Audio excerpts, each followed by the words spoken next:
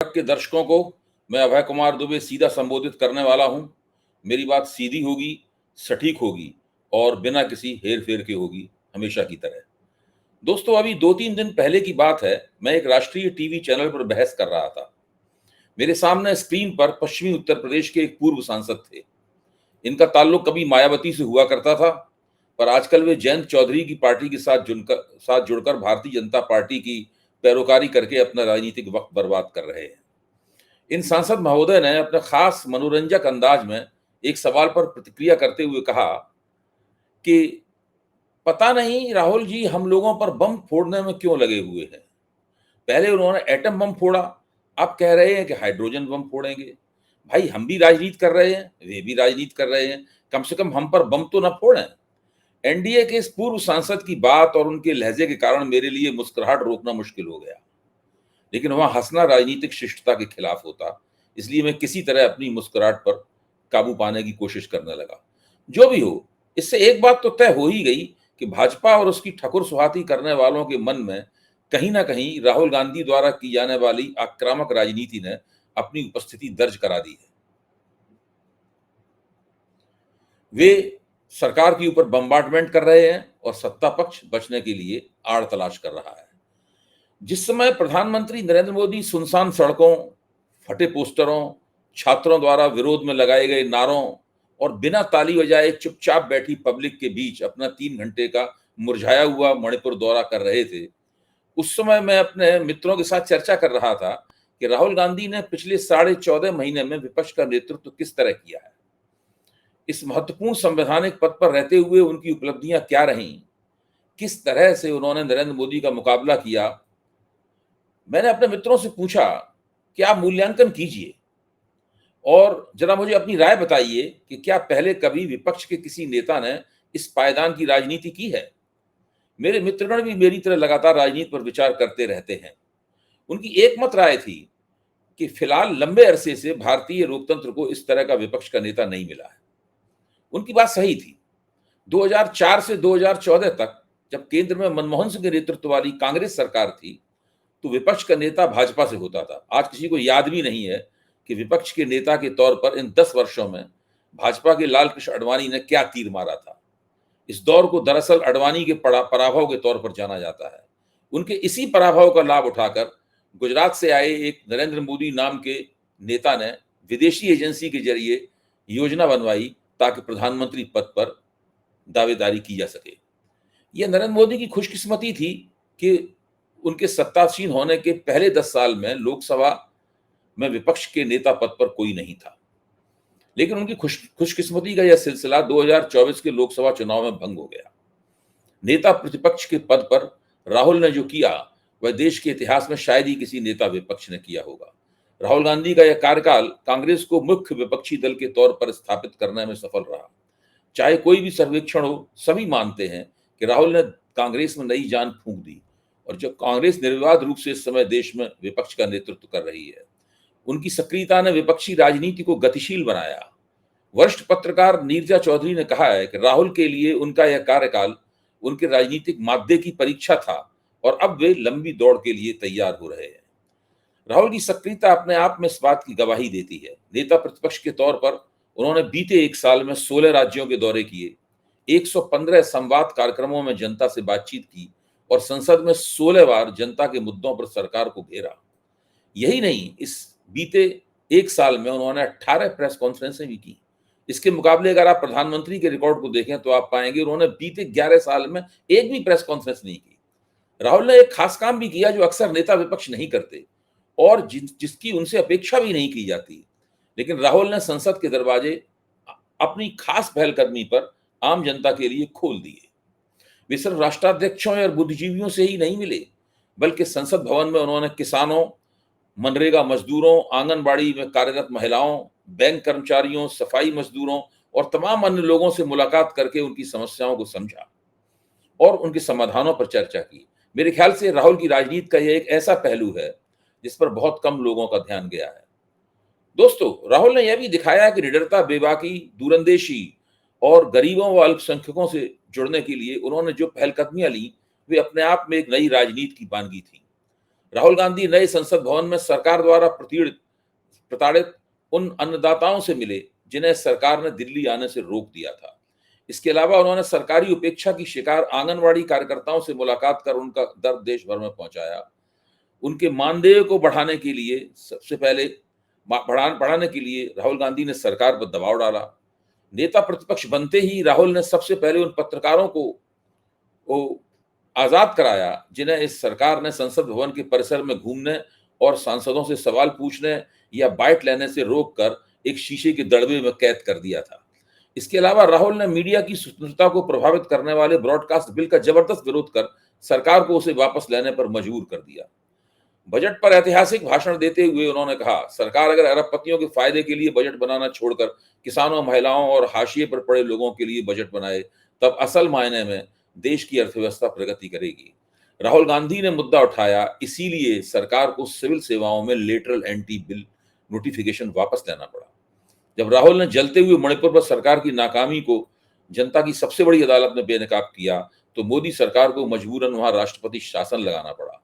नेता प्रतिपक्ष के रूप में राहुल गांधी ने मणिपुर के शरणार्थी कैंपों का दौरा करके पीड़ितों के आंसू पहुंचे, उन्हें न्याय का विश्वास दिलाया और वहां से आने के बाद जब भी मौका मिला संसद से लेकर सड़क तक मणिपुर के बारे में पूरे देश को जानकारी दी। दोस्तों, राहुल ने एक ऐसा काम और किया है जो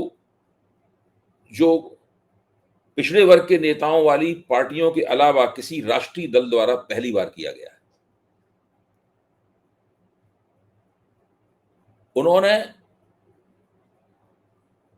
उन्होंने एक राष्ट्रव्यापी जाति जनगणना की मांग की और इस मांग को अपनी राजनीति के आधार में बदल दिया।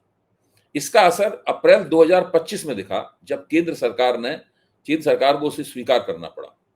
जैसे ही रेल मंत्री अश्विनी वैष्णव ने इसकी घोषणा की, राहुल गांधी ने तुरंत कहा कि ये गहन सामाजिक सुधार की ओर उठाया गया पहला कदम है। आप ध्यान कीजिए इस बात को।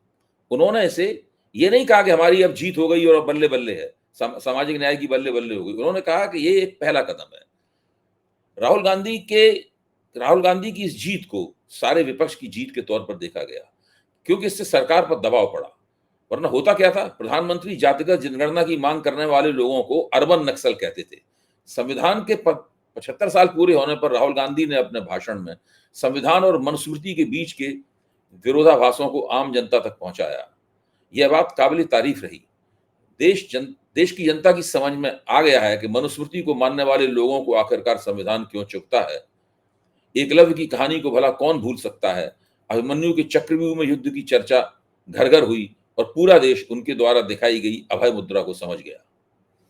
भारत जोड़ो यात्रा और न्याय यात्रा के बारे में सभी लोग जानते हैं। इन यात्राओं के बाद उन्होंने विपक्ष के नेता के तौर पर पंजाब के बाढ़ प्रभावित क्षेत्रों का दौरा किया, मणिपुर के हिंसा प्रभावित इलाकों और अन्य संकटग्रस्त जगहों का दौरा किया। 2023 की मणिपुर हिंसा के दौरान उन्होंने खतरनाक परिस्थितियों में वहां की यात्रा पहले ही कर चुके थे। इससे पता लगता है कि वे विपक्षी नेता की जिम्मेदारी निभाने का रिहर्सल किस तरीके से कर रहे थे। हाल ही में गुजरात के जूनागढ़ और पश्चिम बंगाल के मालदा के लिए वे रवाना हुए, जहां की जनसभाओं और प्रशिक्षण शिविरों में राहुल गांधी ने भाग लिया। दोस्तों, इस पूरी गतिविधि की एक खास बात है कि हर गतिविधि में वो प्रधानमंत्री नरेंद्र मोदी से एक कदम आगे रहे। जो मांग उन्होंने उठाई, नरेंद्र मोदी ने उसे माना। जहां वो दौरा करने गए, नरेंद्र मोदी उसके बाद पीछे पीछे उनका दौरा करने के लिए गए। राहुल ने अपने नेतृत्व में विपक्षी दलों को एकजुट करने की ऐतिहासिक भूमिका भी निभाई। मेरे ऐसे समीक्षक हमेशा इस बात को लेकर परेशान रहते थे कि आखिरकार भारत में भाजपा विरोधी विपक्षी एकता ठीक से क्यों नहीं होती है। राहुल गांधी ने ये करके दिखाया। मुझे कोई उम्मीद नहीं थी कि वो ऐसा कर पाएंगे, लेकिन उन्होंने ये करके दिखाया। ये सही बात है। अगस्त में उनकी डिनर मीटिंग में 25 दलों के 50 नेता साबित हुए। वहां उन्होंने चुनाव आयोग पर वोट चोरी के आरोपों पर चर्चा की। इससे पूरा इंडिया ब्लॉक मजबूत दिखा। India Today C voters mood of the nation survey में 50% लोगों ने विपक्ष के नेता के तौर पर उनके प्रदर्शन को अच्छा बताया, जो अगस्त 2024 के 32.3 से बहुत आगे का प्रतिशत है। 38% ने उन्होंने कांग्रेस का सबसे बेहतर नेता माना। अन्य विश्लेषकों ने भी उनकी छवि को गरीबों के नेता के तौर पर पुष्ट होते हुए देखा।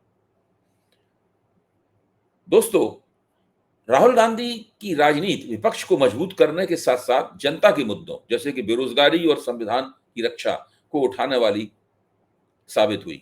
बीबीसी और डीडब्ल्यू जैसे मीडिया मंचों ने राहुल को श्रेय दिया कि उन्होंने तूफानी संसद में सरकार को कटघरे में खड़ा कर दिया। राहुल गांधी ने ओबीसी कर्मचारियों और बहुजन अर्थशास्त्रियों से मुलाकात की, उनसे वायदा किया कि वंचित समुदायों के लिए वे विशेष कार्यक्रम और धन आवंटन के लिए सरकार पर दबाव डालेंगे। राहुल गांधी ने विश्वविद्यालयों में न्यायपूर्ण शिक्षा व्यवस्था के लिए कांग्रेस शासित प्रदेशों कर्नाटक, हिमाचल प्रदेश और तेलंगाना के मुख्यमंत्री पद को पत्र लिखकर रोहित वेमुला एक्ट लागू करने का आग्रह किया। राहुल ने अग्निवीर योजना को सरकार द्वारा आम आदमी के बच्चों के साथ छल बताते हुए भरी संसद में सरकार की किसान, मजदूर और जनता विरोधी मानसिकता की बखिया उधेड़ दी। संसद में उन्होंने NEET, NEET paper leak, coaching घोटाले तथा प्रवेश टेस्ट घोटाले पर इस देश के करोड़ों बच्चों के भविष्य पर लगी आशंकाओं के खिलाफ आवाज उठाई। उन्होंने लोको पायलट भर्ती विज्ञापनों पर सवाल उठाकर सरकार को उसे रद्द करने के लिए मजबूर किया। राहुल गांधी ने संसद में प्रोडक्शन और टेक्नोलॉजी पर आधारित भारत की अर्थव्यवस्था के लिए अपने विजन से समृद्धि से भागीदारी को सामने रखा। दोस्तों, राहुल गांधी की ये तमाम गतिविधियां जिस राजनीति का चित्र आपके सामने उकेरती हैं, दरअसल वही राजनीति भारत को एक विकसित राष्ट्र बनाने की तरफ ले जाएगी, न कि वो राजनीति जिसके तहत नरेंद्र मोदी और उनके पैरोकार एक झूठी गुलाबी तस्वीर हम लोगों के सामने पेश करते रहते हैं। राहुल गांधी ने सदन में हमेशा युवाओं, बेरोजगारों, किसानों और गिग वर्कर्स की समस्याओं पर बातचीत की।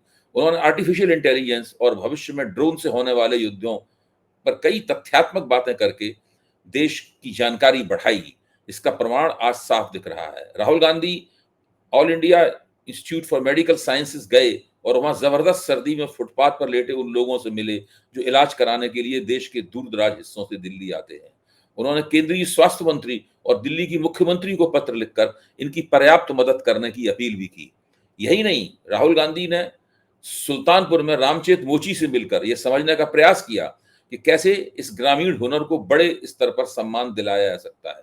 राहुल गांधी ने दिल्ली की सब्जी मंडी में जाकर वहां मौजूद महिलाओं और गृहिणियों से कमर तोड़ महंगाई पर चर्चा की। इसके अलावा उन्होंने नई दिल्ली रेलवे स्टेशन जाकर उन बहादुर कुलियों से मुलाकात की जिन्होंने कुंभ यात्रियों की भगदड़ के दौरान हजारों लोगों की जानें बचाई थी।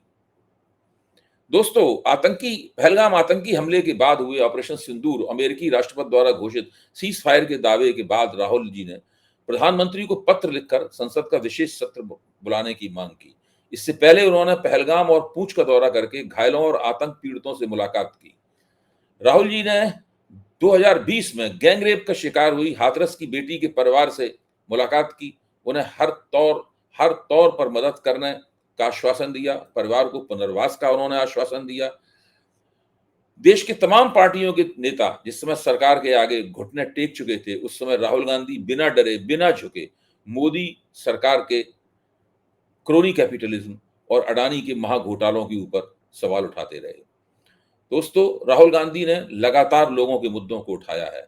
उन्होंने परिणाम की कोई चिंता नहीं की, उन्होंने कोई डर व्यक्त नहीं किया, उन्होंने कोई समझौता नहीं किया और पिछले 1 साल में बतौर नेता प्रतिपक्ष उन्होंने लोगों में फिर से ये यकीन पैदा कर दिया है कि अहंकारी सत्ता को जवाबदेह बनाया जा सकता है और जनता के मुद्दों को उठाना ही विपक्ष की सबसे बड़ी प्राथमिकता होनी चाहिए और इस काम को करने से उन्हें दुनिया में कोई ताकत नहीं रोक सकती। दोस्तों, आप लोगों को क्रांतिकारी आंदोलन में बलिदानियों द्वारा गाई गई एक कविता की वह पंक्ति आज भी याद होगी जो कहती है कि अब तेरी हिम्मत का चर्चा गैर की महफिल में है। यही स्थिति इस समय देश की राजनीति में है। राहुल के विरोधी भी उनकी हिम्मत, दिलेरी, संघर्ष क्षमता और स्पष्टवादिता की दाद देने लगे हैं। धन्यवाद दोस्तों। दोस्तों, अगर आपको मेरा ये वीडियो पसंद आया है और आप चाहते हैं कि मैं भविष्य में भी इसी लहजे में, इसी तरह के तथ्यों के साथ में, इसी तरह की तर्क योजना के साथ में आपके सामने अपने वीडियो पेश करता रहूं, तो आप नई पर को सब्सक्राइब करें, हमें प्रोत्साहित करें ताकि हम इसी तरीके से एक ऐसी पत्रकारिता करते रहें जो सत्ता को चुनौती दे और जनता के साथ जुड़ी हुई हो। धन्यवाद।